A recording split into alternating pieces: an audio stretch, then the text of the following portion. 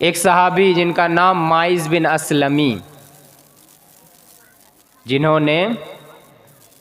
गलती से ज़िना का इर्तिकाब कर लिया था, व्यभिचार कर लिया था। देखिए, इस वाक़या से कई चीज़ें हमें पता चलता है। नंबर एक क्या है, इंशाअल्लाह मैं वो बयान करूँगा कि मोमिन अगर कोई है, ईमानदार अगर कोई है, हम अपने आप को मोमिन कहते हैं, ईमानदार कहते हैं, तो इसका मतलब ये नहीं है कि हमसे गलतियां नहीं हो सकती। अल इंसान मुरक्कब मिनल ख़ता व निस्यान, ये अरबी का मक़ूला है, अरबी का ये प्रवाद वाक्य है। क्या है कि इंसान गलतियों का पुतला है। ये इसको बंद कर दीजिए। ये इंसान गलतियों का पुतला है। इंसान से गलतियां हो सकती है, मोमिन से भी गलतियां हो सकती है, सहाबा इकराम से गलतियां हुई हैं, चूक हुई हैं, लेकिन सबसे बेहतर, सबसे उत्तम मोमिन कौन है? जो गलती करने के बाद तौबा करे, अल्लाह के दरबार में आकर के रोए, गिड़गिड़ाए, अल्लाह मुझसे गलती हो गई है, अल्लाह मुझसे अपराध हो गया है, अल्लाह मुझसे भूल चूक हो गई है, मेरी गलतियों को माफ़ कर दें। माइज बिन असलमी एक सहाबी है जिनसे ज़िना का इर्तिकाब हो गया। माइज बिन असलमी जब इनसे ज़िना हो जाता है, जब ये ज़िना का इर्तिकाब कर लेते हैं शैतान के वसवसे में आकर के, उसके बाद जब ये समझ में आती है कि मुझसे तो गलती हो गई है, मुझसे तो ये चूक हो गई है, मुझसे तो ये जुर्म हो गया है, माइज बिन असलमी नबी सल्लल्लाहु अलैहि वसल्लम के पास आते हैं, आकर के कहते हैं या रसूल अल्लाह तहिरनी, या रसूल अल्लाह, अल्लाह के रसूल सल्लल्लाहु अलैहि वसल्लम मुझे पाक कर दीजिए, पवित्र कर दीजिए। यानी अगर कोई शादीशुदा आदमी ज़िना कर ले तो उसकी सज़ा क्या है? रज्म है। उसे पत्थर से मार मार करके ख़त्म कर दिया जाता है, ये उसकी सज़ा है। अगर वो अपनी ज़ुबान से इकरार कर ले, स्वीकार कर ले, या उसका वो जुर्म अगर साबित हो जाए तो उसकी सज़ा क्या है कि उसे आधा ज़मीन के अंदर गाड़ करके पत्थर दे करके उसे मार मार करके ख़त्म कर दिया जाए। ये क्या है? उसकी सज़ा है। अगर शादीशुदा होकर के कोई ज़िना करे तो, और अगर बगैर शादीशुदा के ज़िना करे 100 कोड़ा लगाना है और 1 साल के लिए उसे गांव से निकाल देना है, भगा देना है, ये सज़ा है। माइज बिन असलमी से गलती होती है, ज़िना का इर्तिकाब कर लेते हैं और वह नबी सल्लल्लाहु अलैहि वसल्लम के पास आकर के कहते हैं तहिरनी या रसूल अल्लाह, अल्लाह के रसूल सल्लल्लाहु अलैहि वसल्लम मुझे पाक कर दीजिए, पवित्र कर दीजिए। नबी सल्लल्लाहु अलैहि वसल्लम के सामने जब वो एक मर्तबा आकर के कहते हैं, नबी सल्लल्लाहु अलैहि वसल्लम ने कहा ऐ माइज, जाओ तुम अल्लाह के दरबार में जा कर के तौबा करो, अल्लाह ताला तुम्हें माफ़ कर देगा। थोड़ी देर वो थोड़ा सा घूम करके थोड़ी दूर वो चला जाता है। थोड़ी दूर जाने के बाद फिर उसके नफ्स के अंदर फिर एक बेचैनी सी तारी हो जाती है, बेकरारी तारी हो जाती है कि मैं ऐसा जुर्म ले करके अल्लाह के दरबार में जाऊं तो कैसे जाऊं, मैं ये अपराध लेकर के अल्लाह के दरबार में जाऊं तो कैसे जाऊं, मैं ये गलती का इर्तिकाब करने के बाद अल्लाह के सामने अपना मुंह लेकर के जाऊं तो कैसे जाऊं। बेचैनी तारी हो जाती है। फिर वो वापस आते हैं, फिर अल्लाह के नबी से आकर के कहते हैं तहिरनी या रसूल अल्लाह, अल्लाह के रसूल मुझे पाक कर दीजिए। फिर नबी सल्लल्लाहु अलैहि वसल्लम कहते हैं ऐ माइज बिन असलमी, जाओ, तुमने हो सकता है उस लड़की को, उस औरत को स्पर्श किया है, टच किया है, तुमने बोसा दिया है, किस किया है, हो सकता है तुमसे ये कुछ हुआ है, तुम अल्लाह के दरबार में जाओ, तौबा करो, इस्तिग़फ़ार करो, अल्लाह तुम्हें माफ़ कर देगा।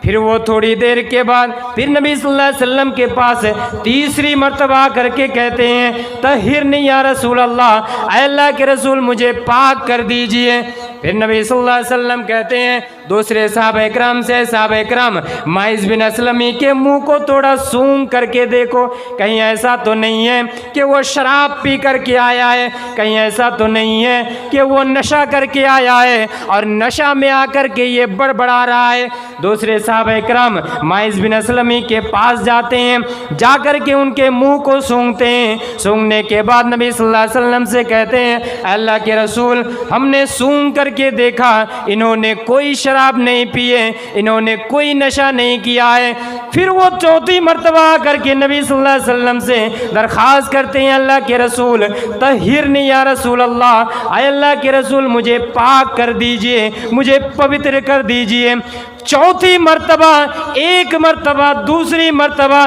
तीसरी मर्तबा, चौथी मर्तबा के बाद नबी सल्लल्लाहु अलैहि वसल्लम दूसरे साहबा इकराम को आदेश देते हैं कि जाओ माइज बिन असलमी को लेकर के जाओ और जाकर के इसे संसार कर दो, इसे रज्म कर दो। तमाम के तमाम साहबा इकराम माइज बिन असलमी को लेकर के जाते हैं, उनको रज्म किया जाता है और रज्म करने के वक्त जब उनको पत्थर से मारा जाता है, जब पत्थर लेकर के उनको जान से ख़त्म करने के लिए तमाम के तमाम साहबा इकराम पत्थर मारने लगते हैं, वो भी इंसान थे, उनको भी तकलीफ़ का एहसास होता था, उनको भी परेशानी का एहसास होता था। जब पत्थरों की बौछार होने लगी, जब तकलीफ़ होने लगी, जब तकलीफ़ बर्दाश्त से बाहर हो गई, वो माइज बिन असलमी भागने की कोशिश करते हैं, इधर उधर जाने की कोशिश करते हैं। इतने में साहबा इकराम पत्थर लेकर के मारते रहते हैं। इतने में एक सहाबी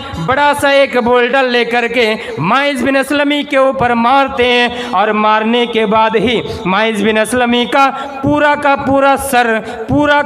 सर एकदम अलग हो जाता है और खून का लोतड़ा और खून के छींटे आ करके एक सहाबी के जिस्म के अंदर, सहाबी के एक कपड़े के अंदर वो छींटा पड़ जाता है। जब वो छींटा पड़ता है तो वो नागवारी का एक इजहार करते हैं कि अरे ये माइज बिन असलमी,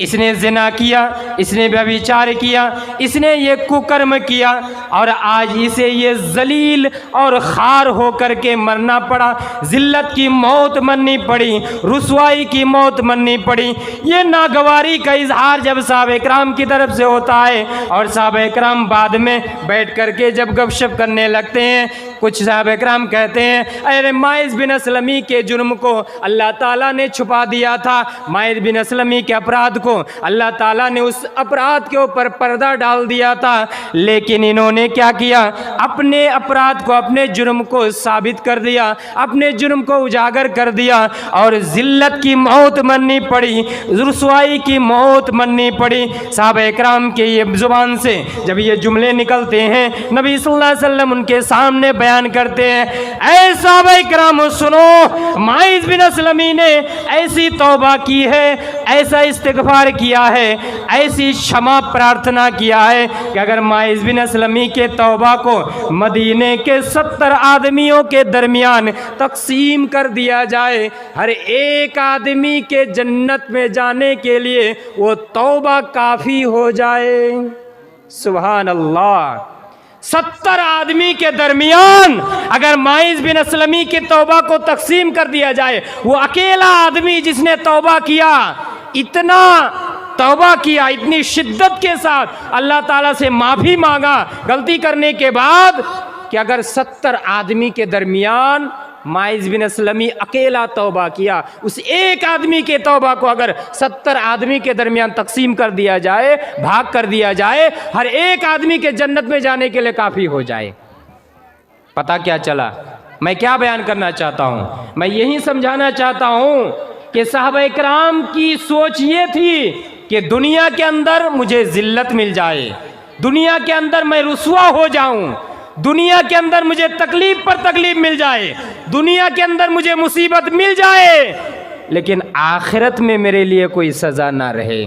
आखिरत में मेरे लिए कोई अजाब ना रहे। इसलिए कि आखिरत का जो अजाब है, आखिरत की जो सज़ा है, आखिरत की जो शास्ती है, वो काबिल बर्दाश्त नहीं है, वो बर्दाश्त के काबिल नहीं है।